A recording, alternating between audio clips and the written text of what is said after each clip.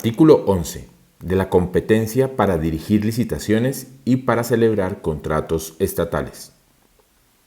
En las entidades estatales a que se refiere el artículo 2, primero, la competencia para ordenar y dirigir la celebración de licitaciones y para escoger contratistas será del jefe o representante de la entidad según el caso.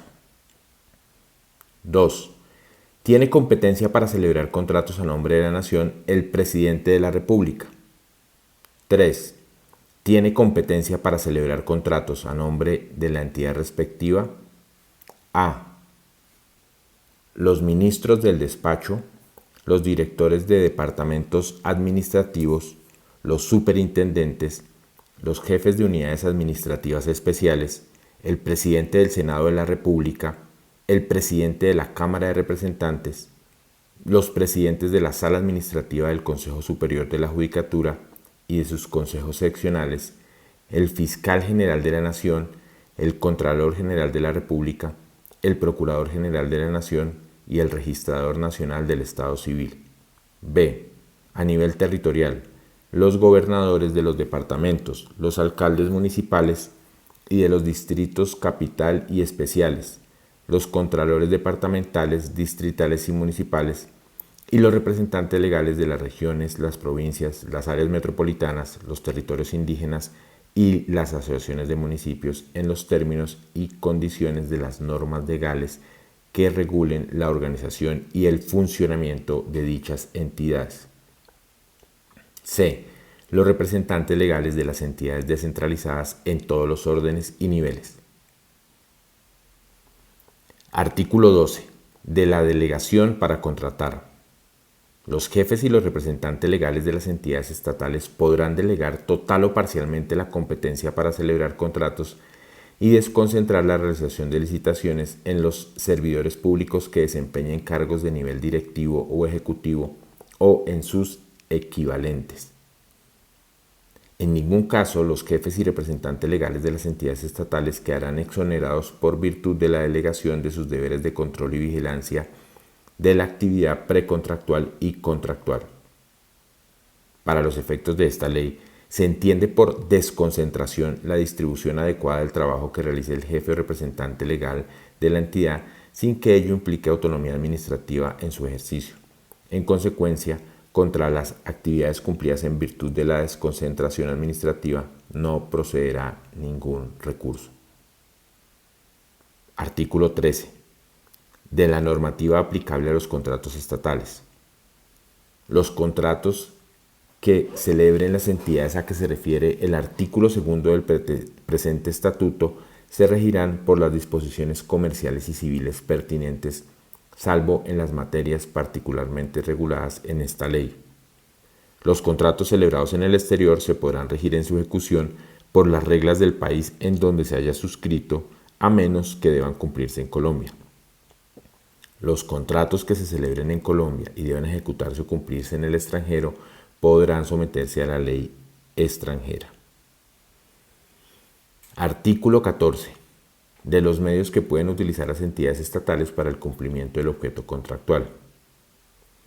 Para el cumplimiento de los fines de la contratación, las entidades estatales al celebrar un contrato, primero, tendrán la dirección general y la responsabilidad para ejercer el control y vigilancia de la ejecución del contrato. En consecuencia, con el exclusivo objeto de evitar la paralización o la afectación grave de los servicios públicos a su cargo y asegurar la inmediata, continua y adecuada prestación, podrán, en los casos previstos en el numeral 2 de este artículo, interpretar los documentos contractuales y las estipulaciones en ellos convenidas, introducir modificaciones a lo contratado y, cuando las condiciones particulares de la prestación así lo exijan, terminar unilateralmente el contrato celebrado. En los actos en que se ejerciten algunas de estas potestades excepcionales, deberá procederse al reconocimiento y orden de pago de las compensaciones e indemnizaciones a que tengan derecho las personas objeto de tales medidas, y se aplicarán los mecanismos de ajuste de las condiciones y términos contractuales a que haya lugar, todo ello con el fin de mantener la ecuación o equilibrio inicial. Contra los actos administrativos que ordenen la interpretación, modificación y terminación unilaterales, procederá al recurso de reposición sin perjuicio de la acción contractual que puede intentar el contratista según lo previsto en el artículo 77 de esta ley. 2. Pactarán las cláusulas excepcionales al derecho común de terminación, interpretación y modificación unilaterales, de sometimiento a las leyes nacionales y de caducidad en los contratos que tengan por objeto el ejercicio de una actividad que constituya monopolio estatal, la prestación de servicios públicos, los contratos relacionados con el programa de alimentación escolar o la explotación y concesión de bienes del Estado, así como en los contratos de obra. En los contratos de explotación y concesión de bienes del Estado se incluye la cláusula de reversión. Las entidades estatales podrán pactar estas cláusulas en los contratos de suministro y de prestación de servicios.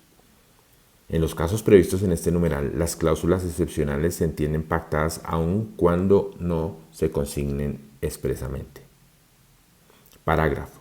En los contratos que se celebren con personas públicas internacionales o de cooperación, ayuda o asistencia, en los interadministrativos, en los de empréstito, donación y arrendamiento, y en los contratos que tengan por objeto actividades comerciales o industriales de las entidades estatales que no correspondan a las señaladas en el numeral segundo de este artículo, o que tengan por objeto el desarrollo directo de actividades científicas o tecnológicas, así como en los contratos de seguro tomados por las entidades estatales, se prescindirá de la utilización de las cláusulas o estipulaciones excepcionales. Artículo 15. De la interpretación unilateral. Si durante la ejecución del contrato surgen discrepancias entre las partes sobre la interpretación de algunas de sus estipulaciones que puedan conducir a la paralización o a la afectación grave del servicio público que se pretende satisfacer con el objeto contratado, la entidad estatal, si no se logra acuerdo, interpretará en acto administrativo debidamente motivado las estipulaciones o cláusulas objeto de la diferencia. Artículo 16. De la modificación unilateral. Si durante la ejecución del contrato o para evitar la paralización o la afectación grave del servicio público que se deba satisfacer con él, fuere necesario introducir variaciones en el contrato y previamente las partes no llegan al acuerdo respectivo, la entidad estatal en acto administrativo debidamente motivado lo modificará mediante la supresión o adición de obras, trabajos, suministros o servicios. Si las modificaciones alteran el valor del contrato en un 20% o más del valor inicial, el contratista podrá renunciar a la continuación de la ejecución. En este evento se ordenará la liquidación del contrato y la entidad adoptará de manera inmediata las medidas que fueren necesarias para garantizar la terminación del objeto del mismo. Artículo 17. De la terminación unilateral. La entidad en acto administrativo debidamente motivado dispondrá la terminación anticipada del contrato en los siguientes eventos. 1. Cuando las exigencias del servicio público lo requieran o la situación de orden público lo imponga. 2. Por muerte o incapacidad física permanente del contratista si es persona natural o por disolución de la persona jurídica del contratista. 3. Por interdicción judicial o declaración de quiebra del contratista. 4. Por cesación de pagos, concurso de acreedores o embargos judiciales del contratista que afecten de manera grave el cumplimiento del contrato. Sin embargo, en los casos a que se refieren los numerales 2 y 3 de este artículo podrá continuarse la ejecución con el garante de la obligación. La iniciación de trámite concordatario no dará lugar a la declaratoria de terminación unilateral. En tal evento, la ejecución se hará con sujeción a las normas sobre administración de negocios del deudor en concordato. La entidad dispondrá las medidas de inspección, control y vigilancia necesarias para asegurar el cumplimiento del objeto contractual e impedir la paralización del servicio. Artículo 17b. Efectos de la sentencia judicial por actos de corrupción. Una vez en firme y ejecutoriada la sentencia judicial que determina la comisión de delitos contra la administración pública o de cualquiera de los delitos contemplados en el literal J del artículo 8 de la Ley 80 de 1993, será exigible por parte de la Administración la cláusula penal pecuniaria. Artículo 18. De la caducidad y sus efectos. La caducidad es la estipulación en virtud de la cual, si se presenta alguno de los hechos constitutivos de incumplimiento de las obligaciones a cargo del contratista, que afecte de manera grave y directa la ejecución del contrato y evidencia que puede conducir a su paralización, la entidad por medio de acto administrativo debidamente motivado lo dará por terminado y ordenará su liquidación en el estado en que se encuentre.